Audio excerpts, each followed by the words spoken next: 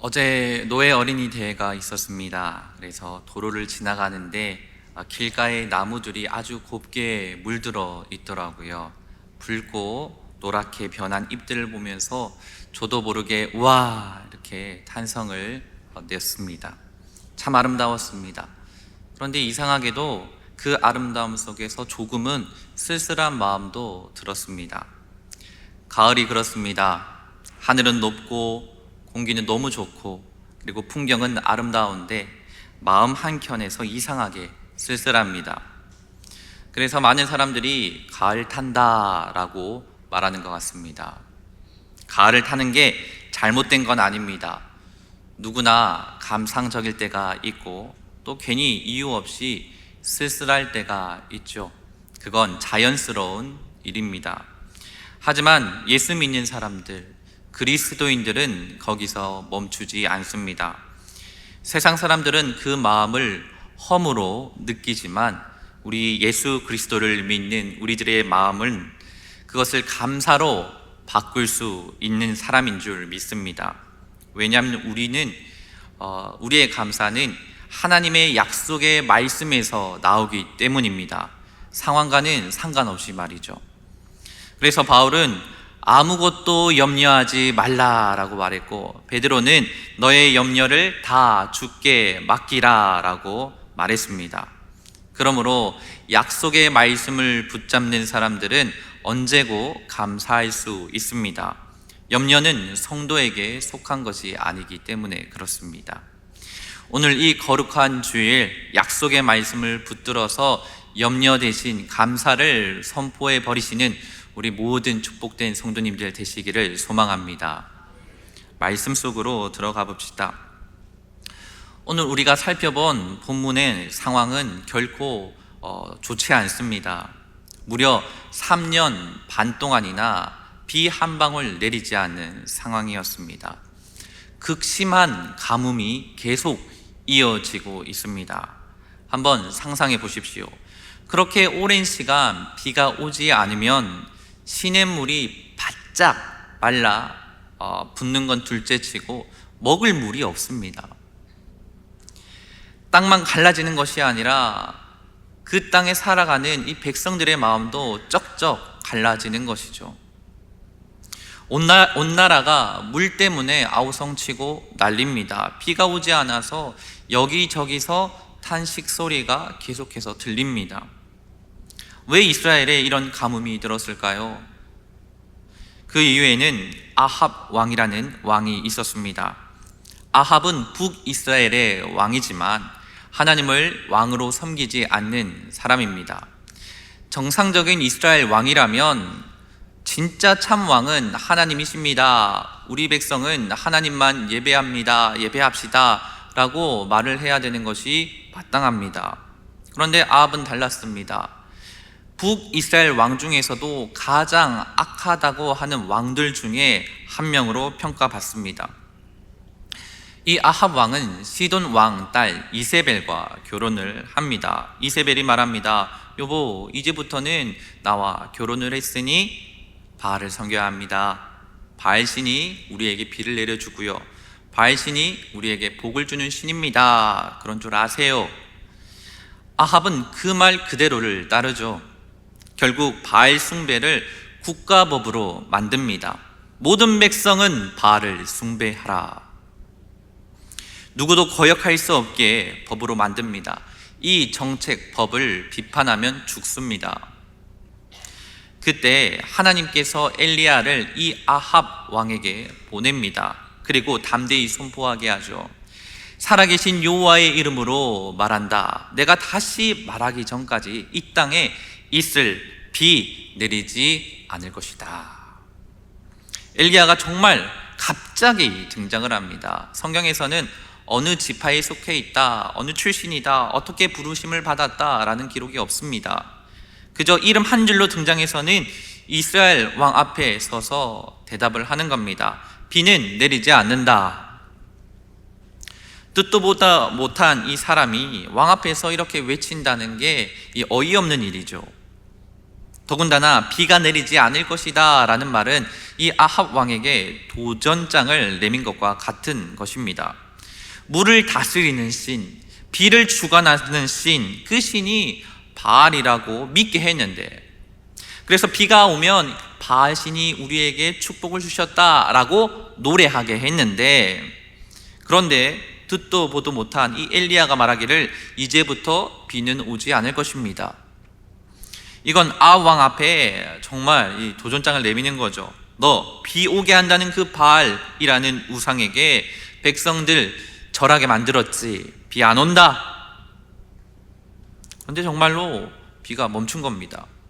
바알이 아니라 여호와 하나님께서 비를 주관하신다. 자연까지 하나님께서 움직이신다라는 사실이 그대로 드러난 순간이죠. 그런데 비가 멈추면 어떤 일이 일어납니까?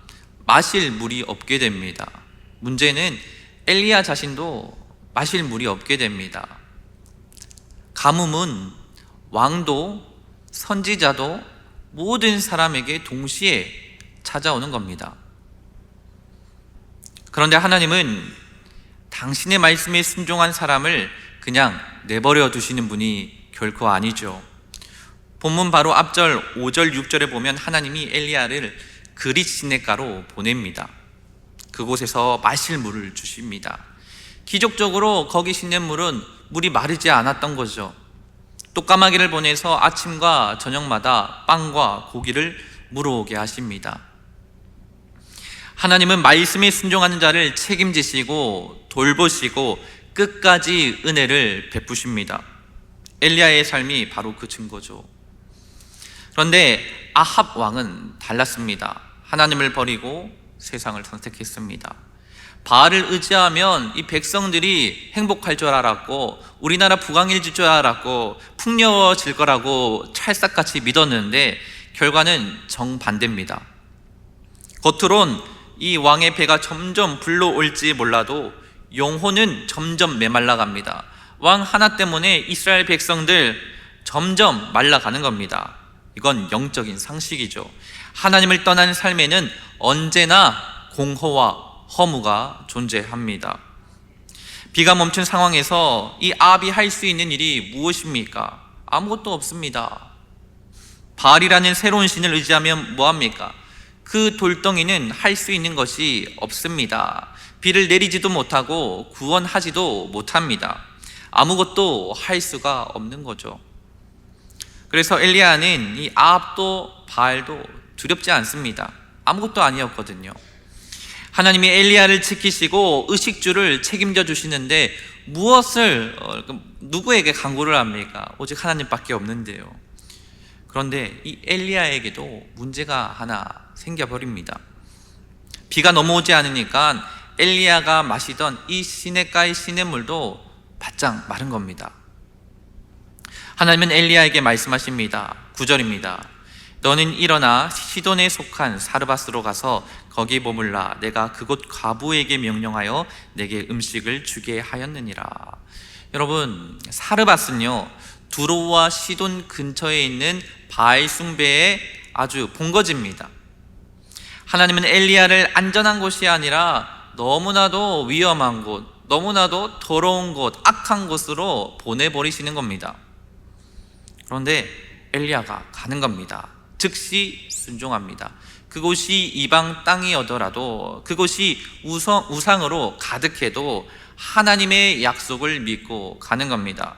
그곳에서 음식을 주시겠다고 하셨으니까 먹으러 가는 겁니다. 믿음으로 가는 거죠. 엘리야가 사르밧 성문 근처에 다다랐을 때 하나님께서 말씀하신 그 과부가 나뭇가지를 줍고 있는 거예요. 엘리야가 말합니다. 여보시오, 내게 물 한 잔 주실 수 있겠소? 당시 남자가 이 과부에게 말을 거는 것은 쉬운 일이 아니었습니다. 하지만 엘리야가 거리낌 없이 물어보는 겁니다. 이미 하나님께서 책임져 주신다는 것을 계속 경험하고 있으니까 걸거치는 것이 없는 거죠. 여자가 잠시 망설이다가 네, 물 가져오겠습니다. 물을 가지러 갑니다. 그때 엘리야가 한마디 덧붙이죠. 그 물 가지고 올 때 떡 한 조각도 가져오시오. 성경엔 한 조각이라고 되어 있는데 이 원어를 보면 부스럭입니다. 빵 부스럭이라도 있으면 좀 내놓으시오. 그때 여인이 대답합니다. 12절입니다. 그가 이르되 당신의 하나님 여호와께서 살아계심을 두고 맹세하노니 나는 떡이 없고 다만 통에 가루 한 움큼과 병에 기름 조금뿐이라. 내가 나뭇가지 둘을 주워다가 나와 내 아들을 위하여 음식을 만들어 먹고 그 후에 죽으리라. 쉽게 말하면 저 빵 없습니다. 그저 밀가루 한 줌, 기름 조금뿐입니다. 지금 이 나뭇가지를 주워다가 마지막으로 떡을 구워 먹고 내 아들과 나눠 먹고 그리고 굶어 죽을 겁니다. 하나님께서 과부를 통해 나를 먹이신다고 했는데 부스러기도 없는 이 여인을 만나게 하시다니요. 이게 무슨 일입니까? 그런데 하나님이 어떤 분이십니까? 하나님이 말씀하시면 그걸로 충분한 줄 믿으시기 바랍니다. 하나님은 없는 것에서 있게 하시는 분이십니다. 광야에 길을 내시고 사막에 강을 내시는 분이십니다. 믿으십니까? 엘리야는 그 하나님을 붙들었고 믿었습니다. 그래서 엘리야는 이 여인에게 말합니다. 13절입니다.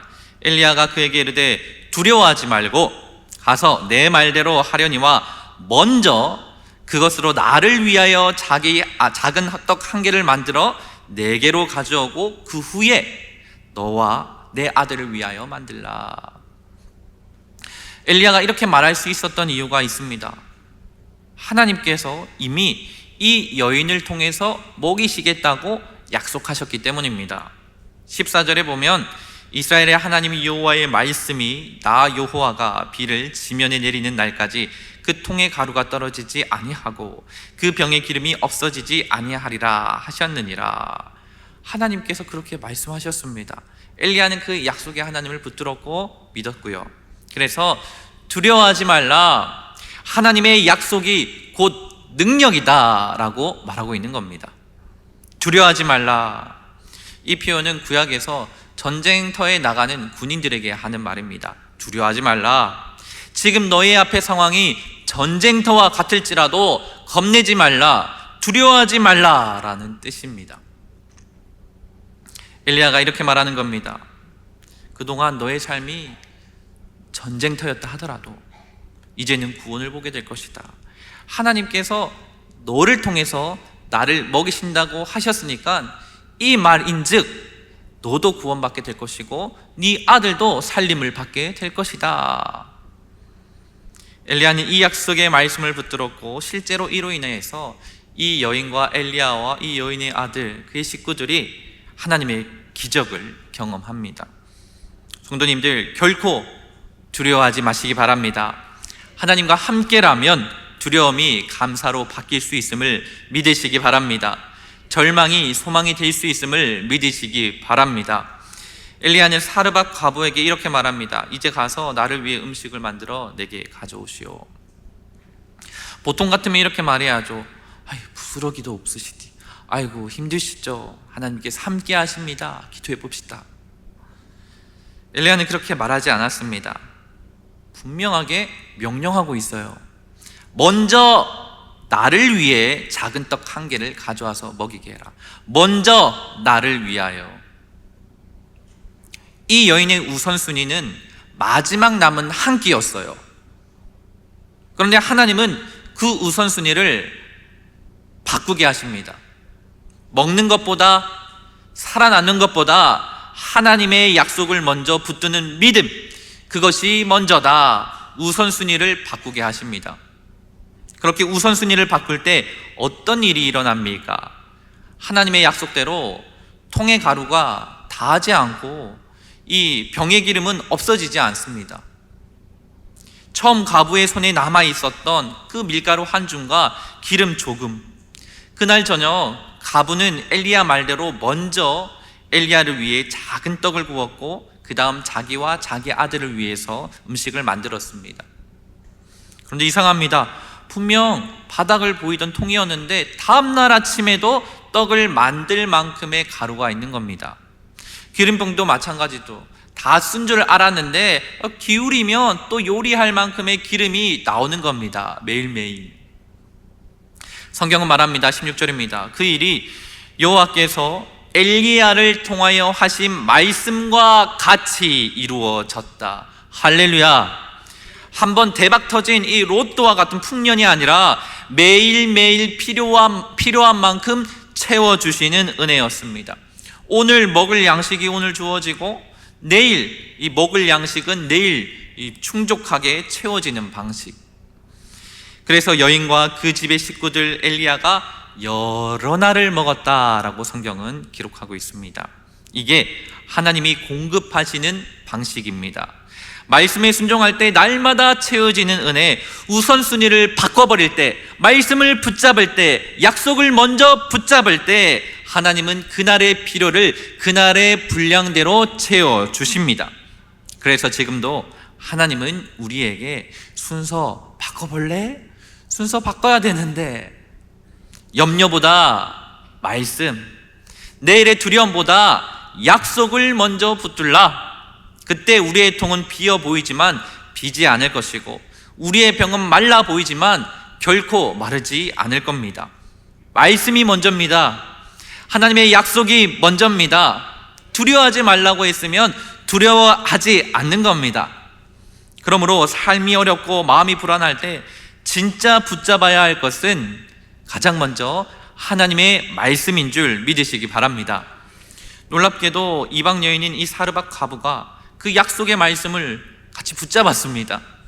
두려워하지 말라라는 말을 하나님의 음성으로 받아들였습니다. 그리고 자신의 마지막 것을 내어드렸습니다. 그때 바닥나지 않는 은혜를 경험합니다. 오늘 엘리야와 사르밧 과부에게 은혜를 베푸신 하나님이 동일하게 우리에게도 같은 약속을 주시고 그러면서 다가오십니다. 두려워하지 말라, 내가 너와 함께하겠다. 하나님의 약속은 결코 거짓이 없습니다. 그분의 신실하심은 헛되지 않고 영원합니다. 그렇다면 우리는 어디에 손을 뻗어야겠습니까? 오늘날 청년들은 돈, 성공, 쾌락에 손을 뻗습니다.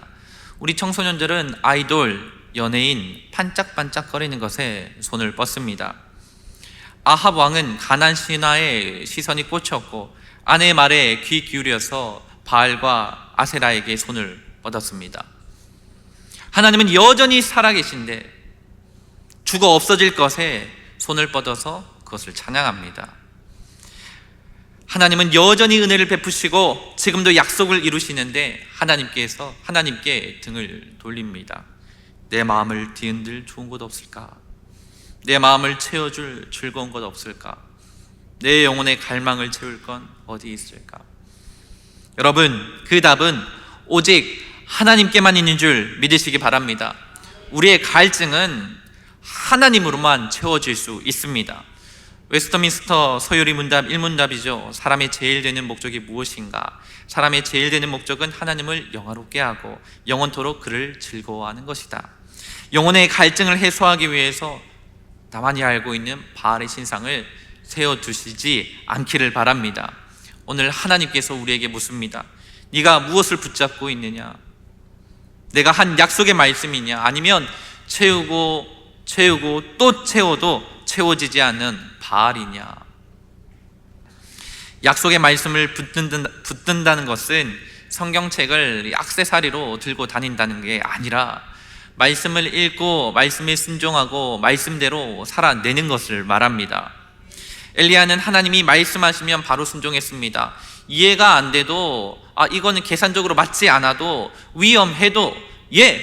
하고 나아갔습니다. 그럴 때마다 하나님께서 책임져 주셨습니다. 땅이 쩍쩍 갈라지고 먹을 것이 끊겨도 하나님은 까마귀를 보내서 떡과 고기를 먹이셨습니다. 순종했더니 하나님께서 기적을 베푸시고 은혜를 베푸십니다. 엘리야의 순종 대단하죠. 대단합니다. 그러나 엘리야보다 더 완벽하게 순종하신 분이 계십니다. 누구십니까? 그렇습니다. 예수 그리스도. 오늘 본문 뒷부분을 보면 이 사르밧 여인의 아들이 죽습니다. 그때 엘리야는 아이 위에 3번 엎드려서 간절히 기도합니다. 하나님께서 그 기도를 들으시고 이 죽은 아이를 다시 살리게 하십니다. 죽음 가운데서 생명을 일으키신 거죠. 그런데 이것이 훗날 오실 예수님을 예표하는 장면이기도 합니다. 예수님은 단지 기도하신 것이 아니라 직접 십자가의 죽으심으로 우리의 생명을 살리셨습니다.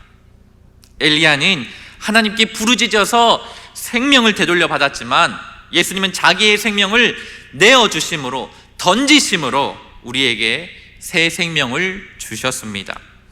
엘리야가 중보했다면 예수님은 친히 계속하셨던 거죠. 그래서 우리는 더 이상 절망 가운데 머물 수가 없습니다. 우리의 참된 생명과 소망이신 부활하신 예수 그리스도 안에 있기 때문입니다. 엘리야는 죽은 아이를 위해 대신 죽을 수 없습니다. 어머니도 뭔가를 할 수 없었어요.